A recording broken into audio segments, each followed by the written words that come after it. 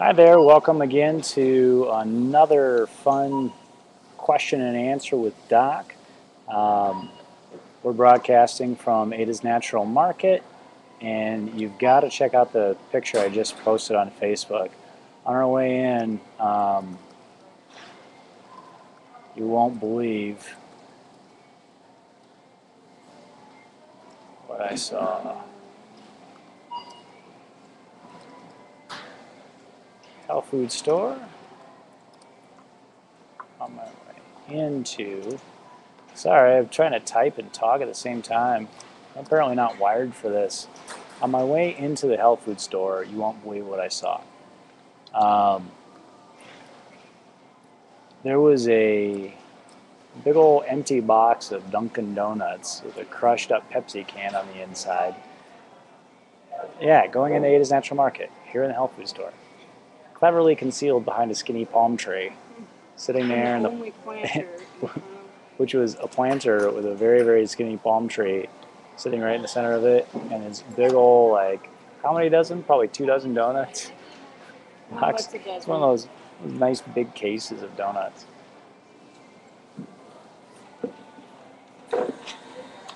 Let's see, let's go to the Facebook chat and log in, see if anybody's going to chat with us today.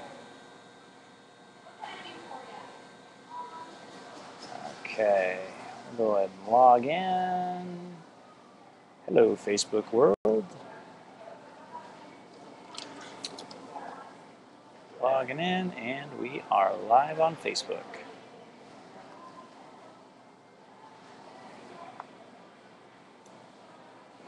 Okay.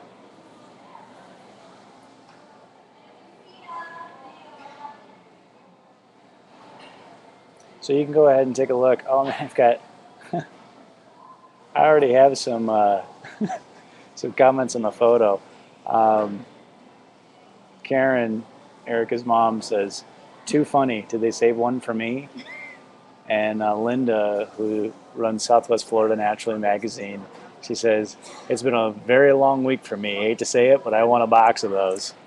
Um, yeah, understandable. I go through those cravings too. Like, we've been gluten free in our quest with Erica for 2 months now. 2.5. 2.5 months. And that means also no alcohol. And boy, this week a beer sounded really, really good. I might get some of that gluten-free beer and have one of those this weekend. We're talking about going to get some Thai food. She was reading something really interesting about coconut milk today. That we have this group on Facebook called A Little Bit Crunchy, and that group has been a lot of fun to talk with. But I swear, you know how some groups should be sponsored by some organization that constantly posts, or their answers keep on coming up on posts like that. We figured out that A Little Bit Crunchy should be sponsored by both breast milk and coconut oil, because that is and amber necklaces, because those are the 3 most common answers to maladies that moms post by the members of A Little Bit Crunchy. Put some breast milk or some coconut oil and then tie it up with an amber necklace. That seems to cover all of your bases. But what I didn't understand was why the coconut oil and the breast milk were kind of coming together for the same reasons. And Erica was looking up a book that we got from Nonino Rafferty, she was our acupuncturist, and apparently there's the same fatty acid chain. Well, she tells me it's not in the book, but she was looking at it further, and it's one of the same antimicrobial agents that's in coconut milk is also found in breast milk. And so it's in all mammalian milk. So apparently you could milk your cat and put that on your kid's diaper rash too. So yeah, but Who milks cats? yeah, who milks a cat? What about me, Greg? Maybe that's Yeah, so anyway, you can milk anything with nipples.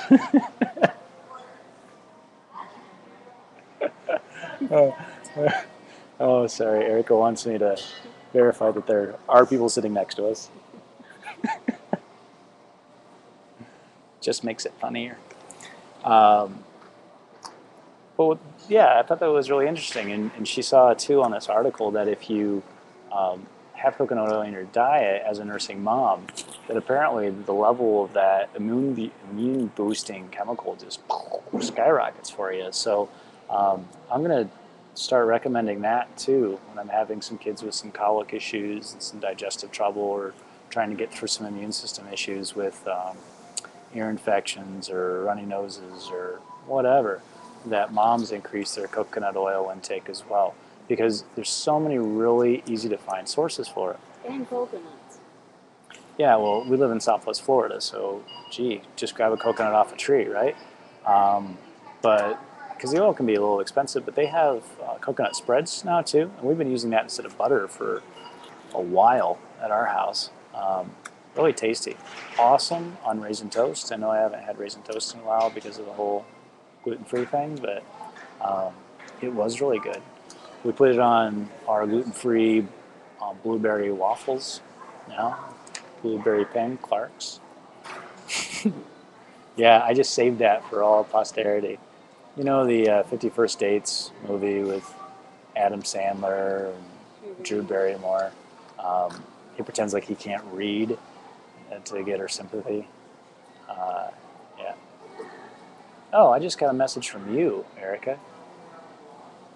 Good article about chickens and egglings. Yeah, what's this? How It's much you about can spend and starting save. your Oh, roost. about starting your own roost, having a gentleman's farm. We've been talking about that lately. She read a really interesting quote from the internet about how the local food movement is actually one of the things that you can do as the biggest protest. Um, that understanding where your food is coming from, understanding how to raise your food gives you this appreciation that um, and shifts your consciousness in a way that really there's not other things that you can get active in that would have that level of impact on not only yourself and your family, but also in your community. Start growing your own. So start growing your own. Get your little vegetable gardens going. It's that time of year. It's May, so you can start figuring out what you want to plant if you haven't done so already. Um, yeah, we're looking at getting chickens when we get our own little plot of land. Maybe a goat. Roost. I don't know about goats, but maybe. Goats eat everything, and I'm afraid of them. I think they're a good idea until they eat your car and trample all over it. And maybe not good. I don't know if I want to milk a And goat. bees. Erica also really wants bees. I want my neighbor to have bees. I don't want bees myself. I'm going to go ahead and turn on the Ustream chat while we're here. I'm going to take a poll real quick.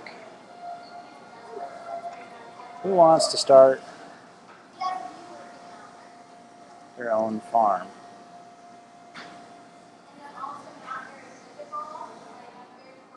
How about what are your thoughts on local? What are your thoughts on growing your own food? We'll have options for the poll of I'd love my neighbor to keep doing it.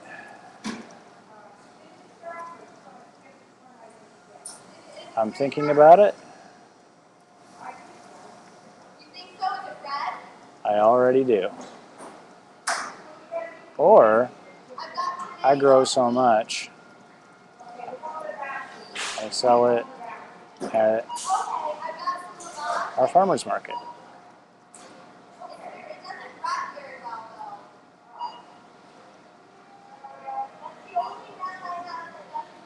Start the poll.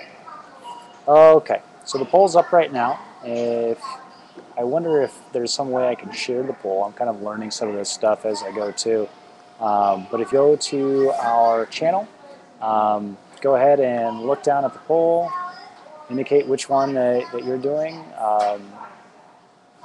We are asking today people about if they would grow their own food. I'd love my neighbor to keep doing it. I'm thinking about it. I already do. Or I grow so much, I sell it at our market.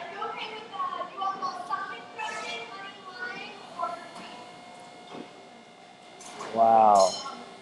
I don't know if you guys can hear that wheatgrass juicer, but it is pumping today. I see it on my volume meter, so I know that you guys can hear it.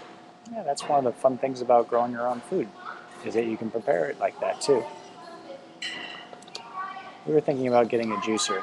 It's been one of the topics of conversation every once in a while. When we look at all the food scraps we're throwing away, we go, man, it sure would be nice to, watermelon rinds, for instance. That book she was reading, Erica was finding out all about the good sources of phytochemicals that we're missing out by not eating the white and green parts of that watermelon. Um, so now we're chewing it down to the nub. We get down a little nubbin. Not bad. Yeah, it's not that bad. I mean, I think the reason why I stopped at the red part was just because my dad said you should stop there. That, and it's hard with the shape of the watermelon like this, you know, because then you start getting the watermelon all over your cheeks. Maybe I should start eating it. Well, if I start eating it like I eat corn, uh-oh, I froze. I froze like this. If I started eating watermelon like I eat corn like this, I would probably have watermelon from one ear all the way to the other ear. I'm putting watermelon on the list. I think maybe part of the reason I have issues with eating watermelon is because I've traditionally done the watermelon wedge. Maybe if I did some kind of square, you know, a watermelon rectangle, maybe that would be easier for me to just right down. Anyway, so we're answering your questions today about health and Eating watermelon? answering about eating watermelons. Answers about health questions this week. Or, in the meantime, how about I do this? I'll tell you guys an interesting case I had since the last time we talked. I had a patient in last week that got one of the biggest hits on my Facebook page that I've ever seen. Low back pain with labor and the 40-minute delivery.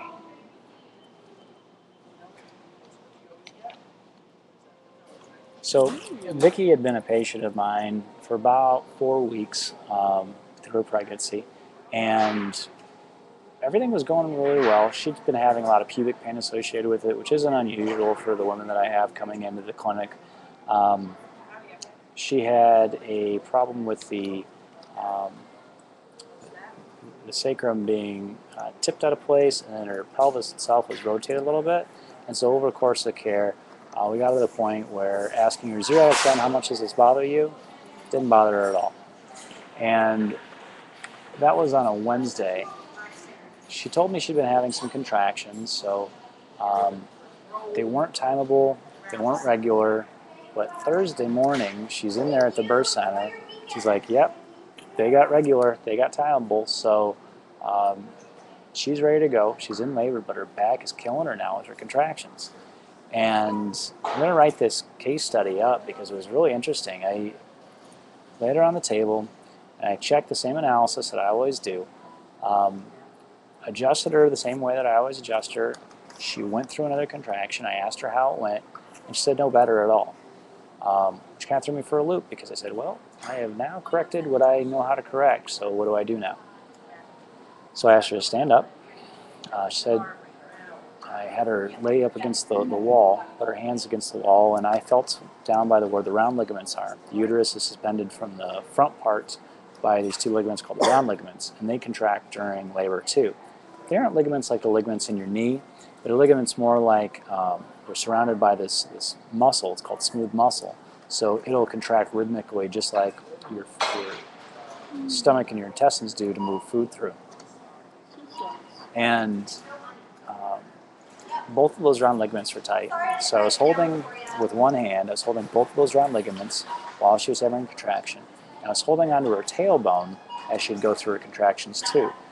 And we held that for about 3 minutes. She went through another contraction, and I felt a pop underneath my hand. It wasn't a big pop, just enough of a release that it made my hand go in a little bit and a little softer. She went through 2 more contractions, and by that next second contraction, she said she didn't have any back pain anymore. About 40 minutes later, we had a baby coming out. So it was one of those cases where it's one of the rare ones I've had so far where an adjustment seems to have been a key in helping the delivery process move along. Most often, what I found is that the adjustments haven't been awesome at relieving the discomfort during a delivery. It's been that if someone's pelvis, the woman's pelvis has been getting adjusted all along, it tends to move better than it would be if they weren't getting adjusted. And for pain control, we're still trying to figure out really where chiropractic's role is with pain of delivery, with sacral subluxations.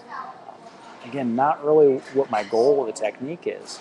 The goal really is to help the safe, natural, normal function of the body so Mother Nature can do what she needs to do to help that baby come out. It's a real challenge as a vitalistic practitioner to try to help a woman through this phase of her life, phase of the delivery, without falling into the, oh, if I adjust you here, then that's going to make it feel better. Because that's really not the higher purpose for what I'm trying to do. But yeah, it's something I'm going to write up. I don't know if other chiropractors have had similar experiences. I'm meeting more and more chiropractors that have been telling me that, yeah, hey, guess what? I work with birthing centers every once in a while too. That's great. I'm really looking forward to connecting with the chiropractors up in Sarasota. For those of you who don't know, I went to Palmer College in Davenport, Iowa. The developer of Palmer, his name is BJ Palmer. He's the developer of our profession. And the son of the guy who started the chiropractic college in 1895. Well, BJ, when he retired, had a home down in Sarasota, Florida. And I guess it's like, so BJ was this huge fan of the circus, and he has this whole circus room, and it's going into the places where he lived is truly like a museum. He was the most eclectic collector you've ever met. And Sarasota has the BJ Palmer Museum, and I'd love some point in time to go up, meet with her, and get to go tour BJ's house. It's kind of one of those nice things about being down here is something I can finally do. So yeah, looking forward to hooking up with her and talking with her about the experiences she's been having with her birth center too, that she's been working with. She said she works with two. So we're in the middle of a pilot project examining the impact of chiropractic on quality of life measures with pregnancy. And I just mailed off my second round of paperwork for that. We should be hitting our final period of questionnaire probably by the end of this month. And then our pilot study should be completed and ready for the full practice-based research network that the International Chiropractic Pediatric Association has been doing. So what's next on the agenda? Any questions from the peanut gallery there? Madam Sharp?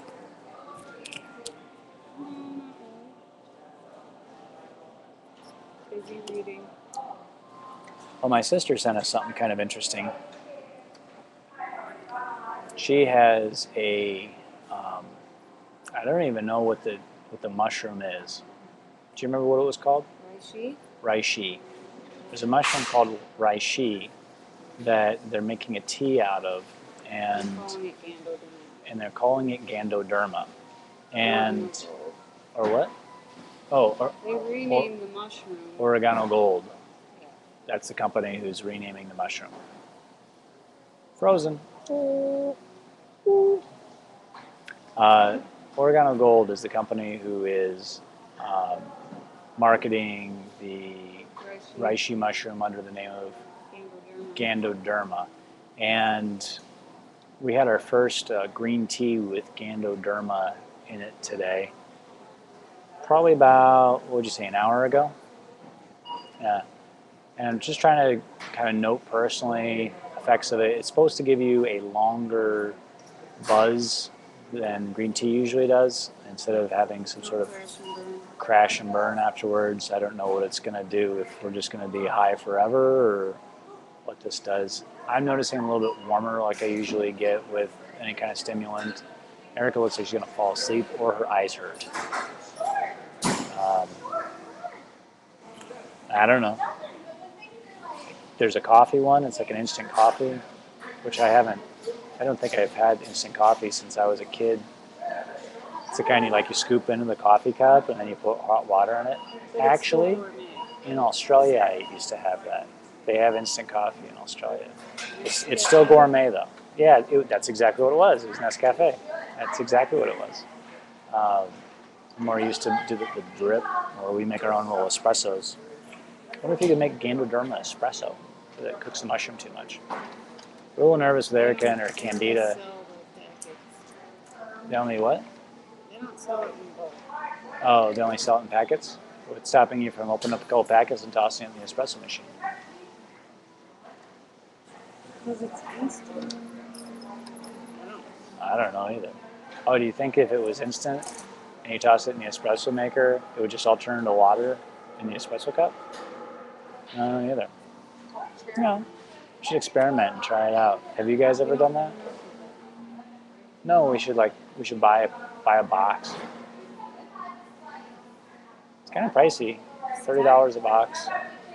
Is that right? Is it? How much is it? $30 a box. $30 a box. That's what I said. Oh, I thought you said $3. No, not $3 a box. About $3 for a cup of coffee. They're supposed to have health benefits, which is nice. Who doesn't like health benefits? One lady said it made her sexier. Erica didn't know if she believed that. The lady said that her husband was noticing her more. No, we shouldn't say anything about the husband bulge right there. No one's on there, is it? I don't know. I've got one viewer. Hi, viewer. Did you take my poll yet? I'm thinking about it. All right. We watched, if you haven't seen it yet, there's a movie called Cabin in the Woods. I know, it's so off topic today. I'm sorry. Cabin in the Woods is a Joss Whedon produced film. Really does a good job of kind of taking the horror genre in a place you don't expect. And probably one of the funniest moments in there is, I really don't want to spoil it too much, but there's a family, a pain-worshipping redneck zombie family that is trying to kill them. And this little girl wrote in her journal about her brothers getting the husband bulge during hurting one another. And Eric and I have been laughing about that for about 2 months straight now. Although she's very deep into concentration right now. What is it that you're reading so intently? Why don't you share? My personal battle with drugs. What's that about? Insert. Oh, some chiropractor's insert. Oh yeah, these ads are awesome. You see these ones? These work really, really well. Just letting you know, as one chiropractor to the rest of the American public, global public, for all of you watching around the world. Apparently I'm huge in Saudi Arabia.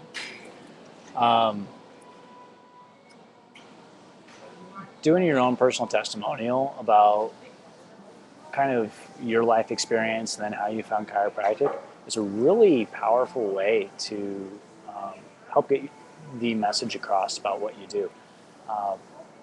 Goes to show that it's not just... And the kids he's helped. And the children he's helped. Not his family. Not his family. Cool. Yeah. If just understanding, and it's one of the reasons why I started a show called Gorilla Health Report, was I think a lot of times, like when we're talking about the Gandoderma, or we're talking about some kind of intervention that people have regained their health by using it. When we talk about... Oh, thanks, Eric English, for liking my photo. It's pretty funny. When we talk about the regaining of health through some means that you don't see on CNN or isn't talked about on Dr. Phil or the doctors, a lot of us kind of meet it initially with skepticism. And I think that's really unfortunate. because here's somebody giving you their testimonial about something that's really helped them. And yeah, it might not help everybody, but that doesn't mean that you should discount this person's journey. I really think that those personal stories, those kinds of ads, they're actually one of my favorite ways of getting that message out. I remember in the Omaha World Herald, the town that I grew up in, my dad would he would read that article. Somebody would take out like a half-page article in the Omaha World Herald on Sundays, and it would say, for your free chiropractic report or free health report, go ahead and call this number. And it was basically this. It was a testimonial letter about how this chiropractor's life was changed, and it's really universal. I mean, if you look at the number of people who are on prescription drugs, or the number of people who have like a back problem, or the number of people who have some sort of health issue, and they regain their health through chiropractic, it's our fault for not doing enough of the research to document this kind of stuff, but it happens literally every day. I see it all the time in my practice, but thousands of chiropractors across the globe see it every day in their practice too, and we just don't tell that story very well anymore. Instead, what we tell is the story about neck pain, back pain, and headaches, and not these really powerful experiences that get people motivated, not only to come into their office, but actually to become part of a practitioner themselves. There was a guy that I met back when I was a student. His name was Dr. Rich Miller, and he had a clinic in downtown Omaha. It was a downtown chiropractic center. Probably the best location I've ever seen in my life for a chiropractic clinic. There was a major road that came right into downtown, and you would see the sign for Downtown Chiropractic Center as you drove in. And I knew I wanted to be a chiropractor since I was about 16. So I would see this thing every single time that I'd drive into downtown, and I'd go, boy, that guy must be doing really well to be able to have that clinic in that location. I hope I do that well someday. Well, turns out I'm a chiropractic student doing my first lobbying trip up to Washington, D.C. on behalf of the profession. And they pair you with doctors from your state, from your home state, to do the lobbying. And the first guy that I meet is Dr. Rich Miller from Downtown Chiropractic Center. It was really, really awesome. He taught me that the number one side effect for Ritalin, which was really prescribed a lot in the early 2000s for ADHD, was suicide. And I was like, you've got to be kidding me. Kids are killing themselves. That's the number one side effect from Ritalin. I thought it was a little extreme, but I looked it up, and he was absolutely on point. We went through, I think, 2 or 3 lobbying sessions together on behalf of the American Chiropractic Association. And I left there. He told me, hey, I have 2 daughters that are going to be, one's going to start Palmer soon, the other one's going to be starting about 2 years later. And yep, I ended up meeting his 2 daughters, went to school together. I'm reading through my emails, and Dr. Miller actually passed away in March, at the age of 60. So I was, anytime you have somebody who's kind of touched your life that way, and you see that they've passed, it comes as kind of a shock. But he was a warrior for the profession, one of those guys that actually became a chiropractor as a second career. He had one of those same stories. He was he had been dealing with back problems for years, found a chiropractor in Omaha that helped him, and it switched him on so much that in the early 80s he decided to go to Palmer College. He graduated from University of Nebraska-Lincoln and then went to Palmer to help give back to the profession that helped him out so much. And so I hope at some point in time, that somebody out there that I've encouraged to either become a chiropractor or have inspired somehow to help reassess their own life, that they're able to go out and do that same thing that Dr. Miller did for me. To continue on, kind of a passing of the torch, as you will. I'll let, B.J. Palmer said that it's better to light a single candle than to sit there and curse the darkness. And if you get the big old idea, all else follows. There's another quote about being able that one person who shares their light with another loses nothing. By passing one candle to another, a flame continues on in perpetuity. That there's energy transmitted in between people that never really seems to get lost. And instead of being selfish and hiding it under a bushel, we should let it shine forth for the world so it can be an inspiration.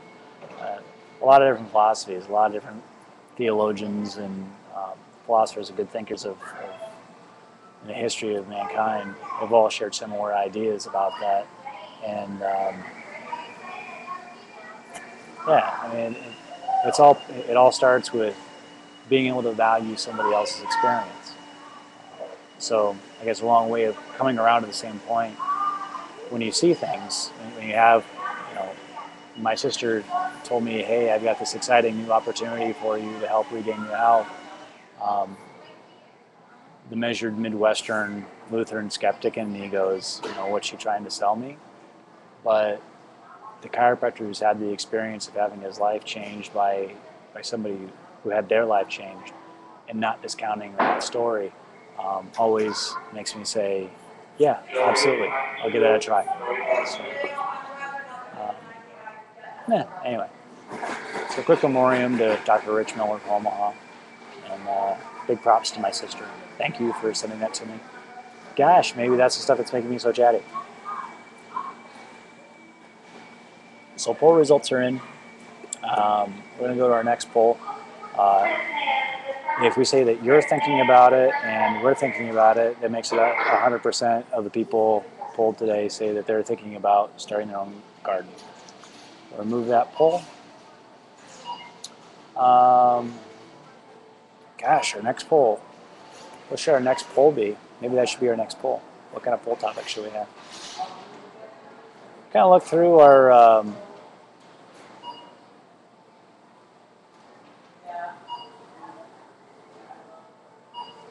oh, here's another one that I wanted to talk about. I thought about this earlier in the week, and I put it on my Facebook page so I wouldn't forget it. I had a patient of mine whose son is autistic. He's on the spectrum. And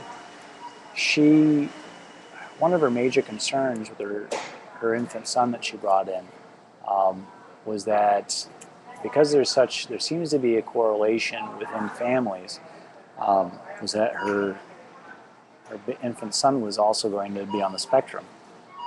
And I've been taking care of him for about a month now, and we're seeing really, really great progress. I'm not seeing any kinds of signs of developmental delay, and he's doing he's doing great. But she told me that ABC News did a report on there's a international autism spectrum conference going on right now in Toronto, and the lead author of the report said that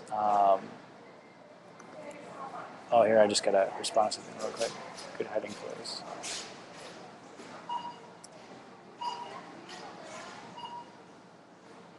What? I can't post my own message on my own wall? Oh, I think I have this as a... Sorry, I'm still working on that Ada's photo. Gonna add a location.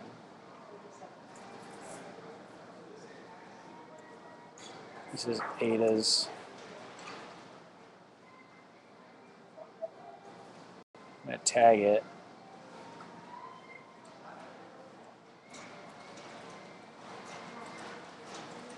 Oops, I moved.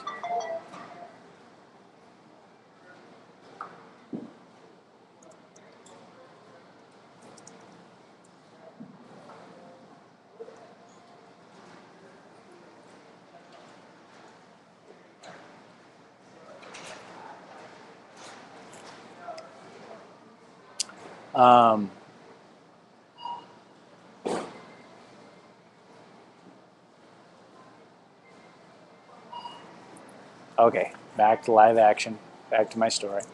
ABC News reported that there was a scientist who saw a correlation between head lag in babies, like when you pick a baby up and their head doesn't come up to writing, that there was a correlation between that and having a sibling who also had autism, that was predictive of those children being susceptible to ASD also. I thought it was a really interesting statement that she was making. They didn't have the entire abstract available because she was still going to actually present the findings in Toronto this weekend. Um, and the proceedings of those kinds of conferences will usually get published a couple weeks down the road. So I'm going to keep my eye out. I want you to keep your collective eyes out for the rest of that study, because it's actually something that we check for as chiropractors when we're doing infant exams, are things like neck reflexes. And it's either there or it's not. And if it's not there, it's an indicator that they need to get adjusted. So we adjust them, and then we do the rechecks. When we do the rechecks, we'll see that things have improved. So it made me think that there may be a really strong correlation between being able to do a chiropractic intervention for some of these kids. Got me all excited. I mean, it's a part. We're usually publishing stuff about once the child's already been diagnosed. That we're trying to play catch up with the neurology and the gut and the immune system. And this may be one case where if we can start working with the siblings of ASD kids, the infant siblings, see if we can break that that cycle. If she has established that there's an X strength of correlation, let's say there's a 60% correlation of kids who are having a hard time with head riding and having those autistic siblings later being diagnosed with autism, if we can take those kids that are having problems with head lag and improve that head lag, if we can actually show a correlation between our ability to do that and a lower rate of autism in those kids, that would be an impressive finding. So always thinking about studies going on in my head. I think it's the whole ICPA research project I've been on. I've been reading a book by Dr. Matthew McCoy on publishing case reports. Really well-written book. Definitely has me thinking about each patient that I have presents an opportunity for something really interesting, like quality of life measures. I sleep better. I have so many patients that talk to me about their sleep after they get adjusted. So many babies. Oh my goodness, the number of kids who have big old poop blowouts after they get adjusted. The number of moms tell me, yeah, I just ate like a horse afterwards. It's really, really neat. But we don't do a good job of publishing that information so other healthcare practitioners know what the heck we're doing with kids. Need to do more of it. So that's always been something that I've been passionate about is getting involved in helping with the body of research. I want to do that instead of being in practice for a long time, actually. But I see where my strengths are now, and that if I'm able to go ahead and take care of people and publish on the side, and that seems to be the better scenario for me. Got to pay those student loans somehow. Let's see here.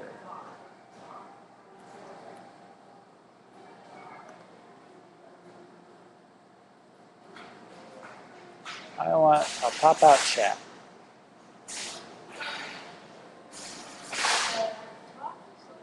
I'm going to try a new feature here on the Ustream.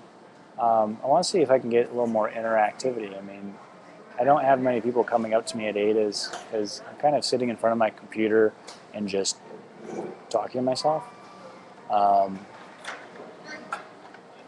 So not many people are going to come to the crazy guy who's talking to their computer screen with their earbuds in and say, hey, by the way, Doc, I've got a question for you.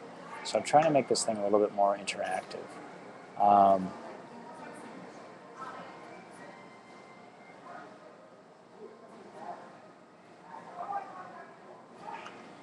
I'll click on a topic. How can we make this chat?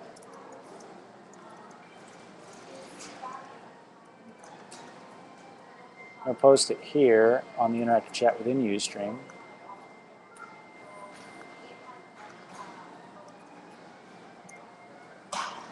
I'm going to post it to Facebook.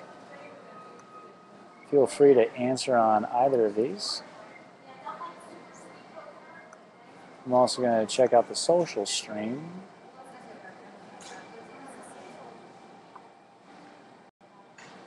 Oh, look.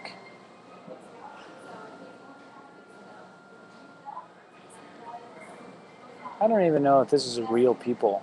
Do you remember when MySpace started up and Tom was your friend? I just opened up this social stream and Kelsey sent me, do you have any dogs? Have you seen the Shiba Inu puppies? I don't even know what that means. Um, Emma says this is really cool. Morgan says I saw a post about this channel on Twitter, Facebook, MySpace, and AIM.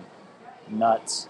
Matt said he just followed me, which makes me think that Matt was the one who left the Dunkin Donuts at Ada's. Erica looks triumphantly returning from her shopping spree. I haven't paid for it yet. Oh, she hasn't paid for it yet. No, we still have to do the other shopping. Yes, we still got other shopping to do. Well, that's okay because it looks like we're going to be wrapping up in about 2 minutes. Yeah. I like to keep these talks to about 45. So the other thing that we're doing that's unique this time around is also recording. So I'm going to be able to go back and see if I can edit tonight's broadcast. So those times when I'm just kind of staring blankly at the screen like while I'm typing, if I can edit those out or leave them in. I mean, who knows? Might be a...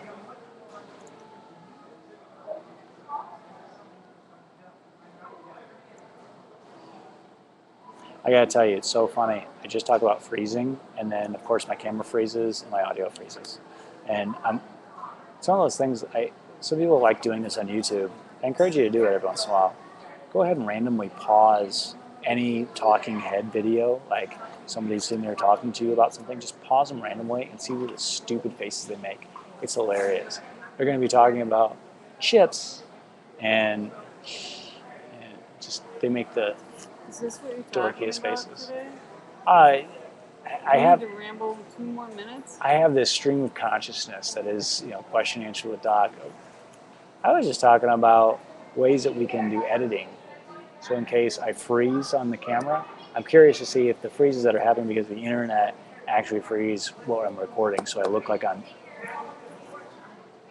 Anyway. Next week, we are going to be doing our Pathways Connect meeting, and I'm really excited about that. Our topic is vaccination choice, based off the article, one mom's experience at her pediatrician's office with telling the not her regular pediatrician, but the new guy, why she decides not to vaccinate her kids. We're also talking about a group-written article called Mythology of Science-Based Medicine. Deepak Chopra is one of the co-authors of that. It's a reprint from a blog post that happened back in 2010. Through Pathways is reprinting it, and it's a really good topic for a follow-up on our vaccination talk last week here at ADA's. We just got a preview of the next Pathways magazine. It's going to be kind of a dad's issue, celebrating Father's Day, all that. So I'll be posting more information as we get it on what articles we might be coming up in June.